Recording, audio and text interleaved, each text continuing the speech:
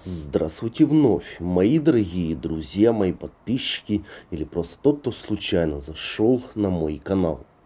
Сегодня уже 29 декабря. Вечер и ночь в Запорожье прошли относительно спокойно.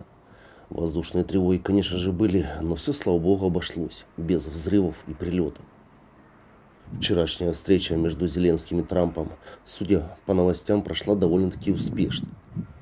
После проведенных переговоров осталось нерешенным один или два вопроса, в частности вопрос Донбасса. Поэтому ждем следующих переговоров и продвижения к завершению войны. Сегодня нас ожидает облачная погода. Синоптики снова нам обещают снег. Температура воздуха на протяжении дня будет держаться в пределах минус 2 градусов по Цельсию. Ну а на этом у меня все, друзья мои. Я желаю всем доброго утра и тихого, хорошего дня.